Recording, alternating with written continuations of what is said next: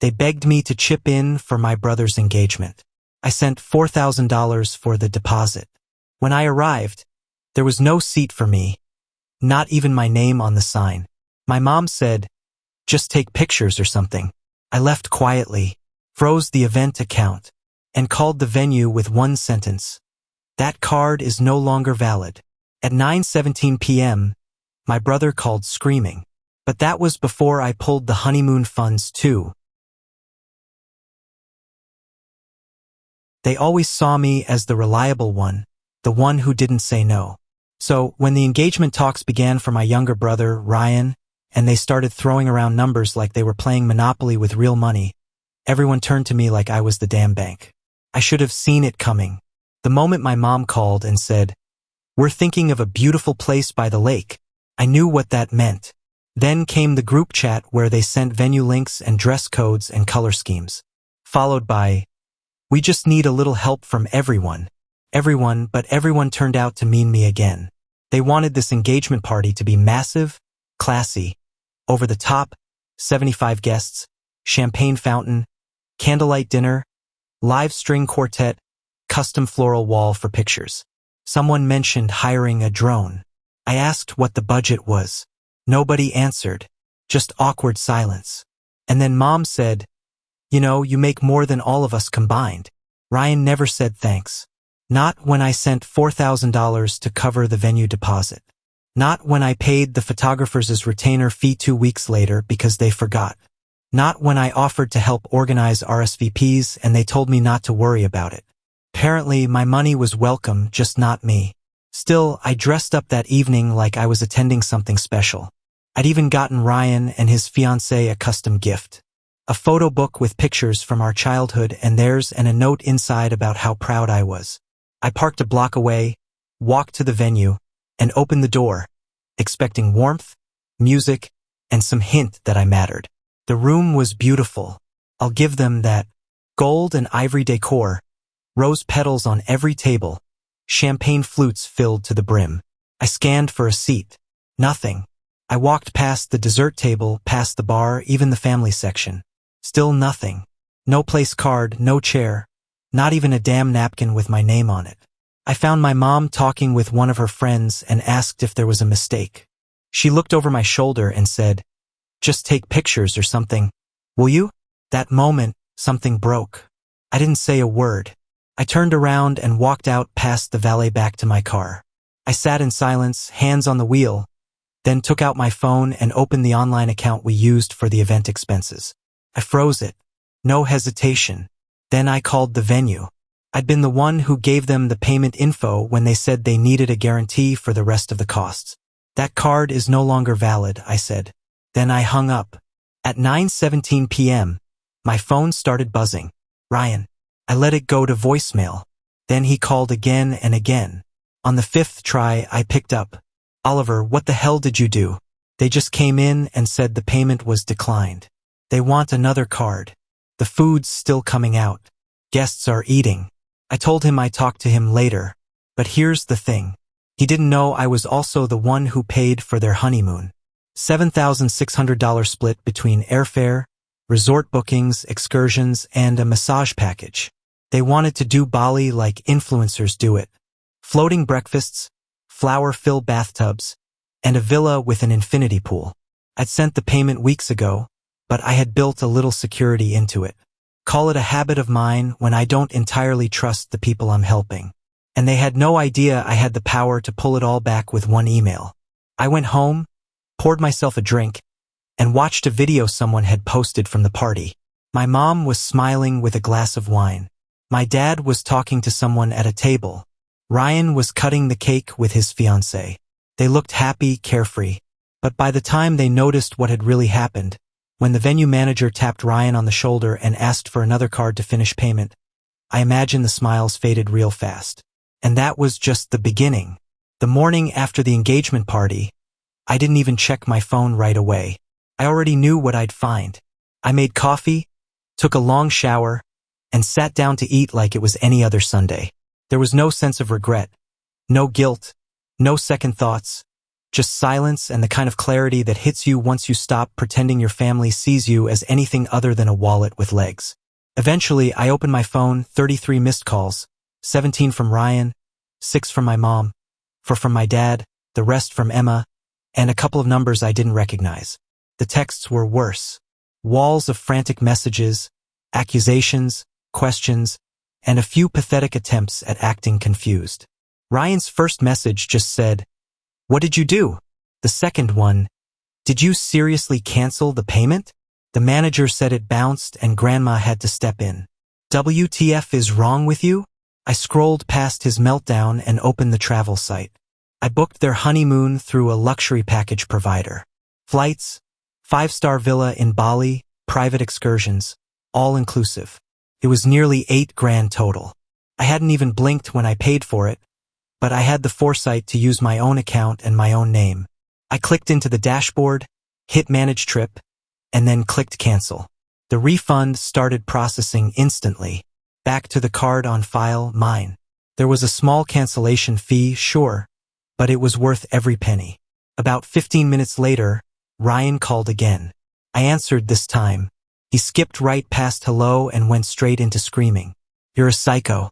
Do you have any idea what you've done?" The venue embarrassed us in front of Leah's whole family.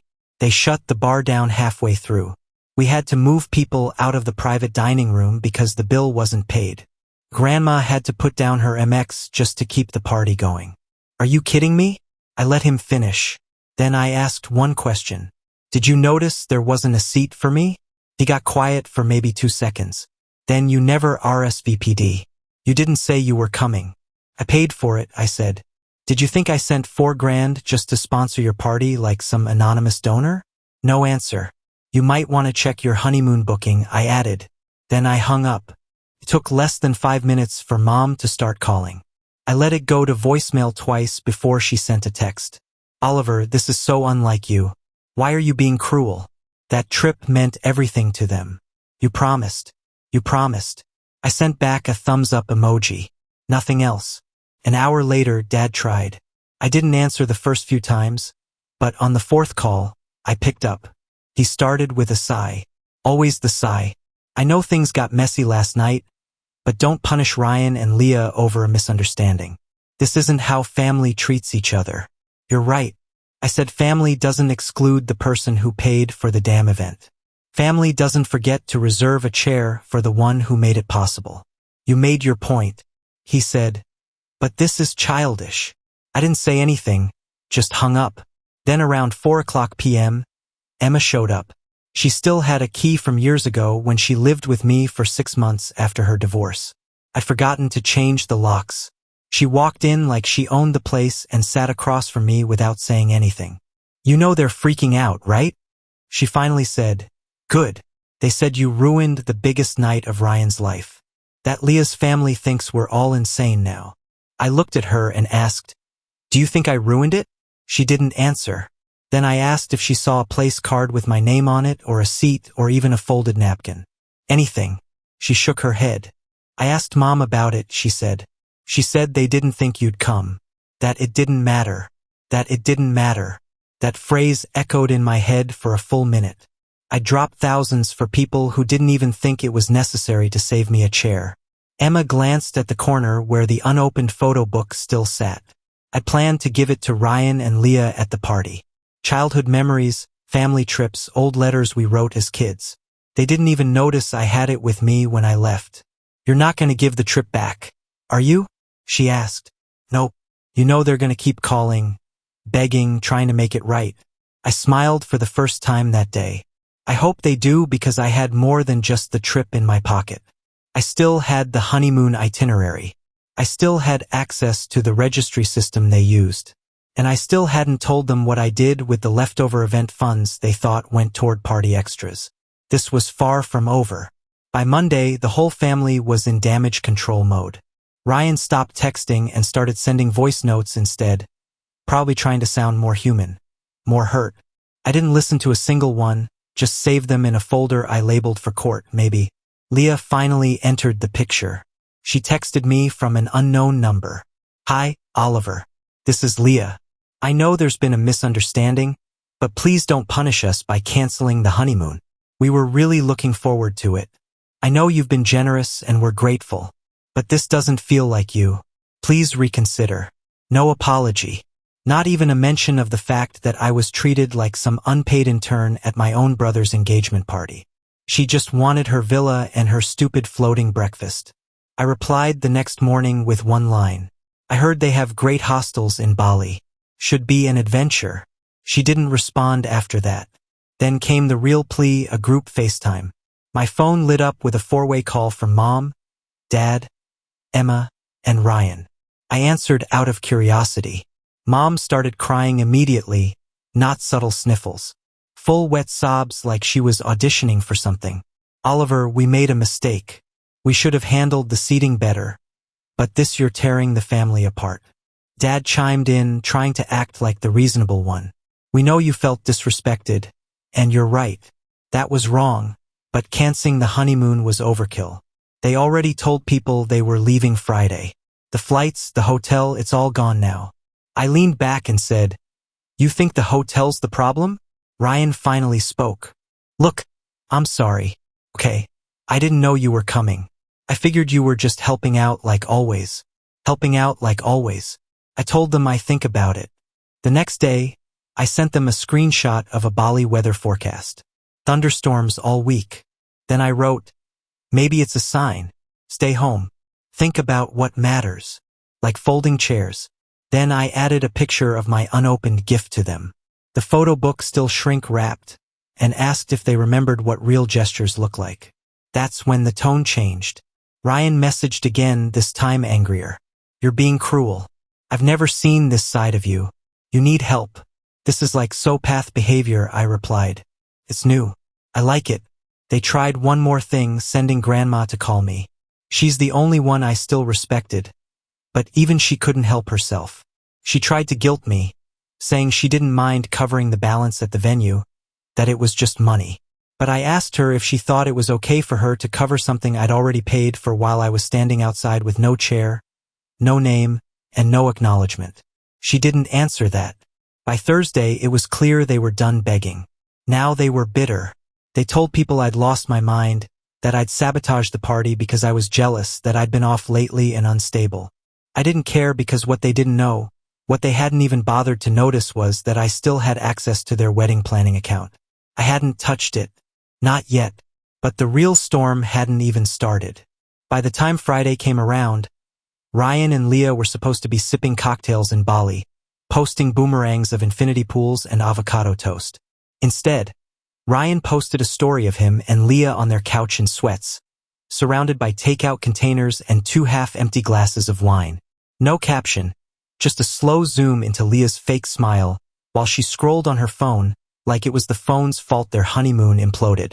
I watched it twice, then shut off my phone. For a day or two, everything went quiet. Not a single message, not a single call. I figured they'd finally accepted the loss and were licking their wounds somewhere in Leah's parents' basement. Then Sunday morning, Emma sent a text that actually made me laugh out loud. Did you screw with the wedding registry? People are calling us confused. I hadn't, at least not yet. But now that she brought it up, I logged into the registry. I still had full admin access thanks to the fact that I helped them set it up 6 weeks ago, while they were too busy finalizing the color palette for the reception. They never changed the password because of course they didn't. I didn't delete anything. That would have been too obvious. Instead, I started tweaking the espresso machine renamed to fund Ryan's morning apology ritual. The $1,000 cookware set now called Dishes for people who can't cook but love control. The honeymoon fun tab rewritten as this trip has been canceled due to arrogance. Then I added a new section altogether. A joke one chair fund in case I ever get a seat at a family event again. It got $200 in the first hour with notes. My favorite one said, I wasn't even invited and I'm still mad for you. I thought that would be it. A quick jab, a chuckle, nothing major. But the extended family saw it and they didn't hold back. The passive-aggressive aunts, the uncles who live for drama, the cousins who had been sidelined for years, they started contributing. I let the registry sit overnight, and by Monday, it had raised $1,300, none of which Ryan or Leah could touch. because I'd rerouted the payout destination to a charity that provides therapy for burned-out caregivers. Took them all of 4 hours to figure out what I'd done. Emma texted me in all caps. "You need to stop this. You're ruining everything," I replied. "That's the idea." Then Mom called. This time she wasn't crying or yelling. She was calm in a way that made me think she'd rehearsed it in the mirror first. "Oliver, we've talked it over. We think it's best that you don't come to the wedding." I let her finish, then said, "So, just like the engagement party?" She ignored that. "We think you need space. Some time to think about what you've done." I said, "and it's been amazing." She hung up without another word. Later that night, I got an alert from my bank. Another charge attempt from the wedding venue. $3,800 this time. I called the venue directly and explained the situation. They apologized and confirmed the card had already been removed, but someone tried to read it under my name. That's when I knew they weren't just desperate anymore. They were trying to trick their way back into my wallet. An hour later, I got a message from a block number. "You think this is over? You think this is funny? You'll regret it." It wasn't Ryan. He didn't have the spine. And it wasn't my parents. They didn't have the vocabulary. That only left one person. Leah, the bride-to-be who had never texted me once to say thank you until now. And that was her mistake. By Tuesday, the air felt different. Not just quiet, strategic. No more pleading messages. No more guilt trips or passive-aggressive quotes posted to family group chats. Nothing. Which was how I knew they were up to something. Then I saw it. Emma accidentally shared a screenshot in the family group chat instead of sending it privately. It was a cropped photo of a new group, one I wasn't in, just labeled Handling Oliver. I clicked her message. It disappeared 2 seconds later. She unended, but not before I saw who was in the chat. Mom, Dad, Ryan, Leah, and 2 of Leah's sisters. They'd assembled a little committee, a crisis task force for one person. Me. I didn't say anything. I wanted to see how far they'd go. By Wednesday morning, things kicked into gear. Emma texted me pretending like nothing had happened. "Hey, are you still coming to the family brunch Sunday? Mom's making that awful kitsch again." "Oh," I replied. Thought I wasn't invited to weddings or brunches these days. No answer. Then my LinkedIn blew up. 3 new connection requests from people I didn't know. But they were all connected to Leah. One worked in PR. One listed conflict resolution strategist in their bio. The third had no job listed, but was mutual friends with her father. That night, I got a message from an unfamiliar number. "Hi, Oliver. I'm working with Leah's family to mediate some misunderstandings before the wedding. Can we set up a call this week?" They were trying to clean me up like a scandal. Rebrand me into someone they could tolerate again or at least silence before the wedding rolled around. So I played alone. I agreed to a call. We connected Thursday at noon. It was a woman who sounded like she read motivational quotes for a living. She said she was just here to create healing pathways. I said, "Are you charging them for this?" She laughed. "Let's talk about what your needs are right now."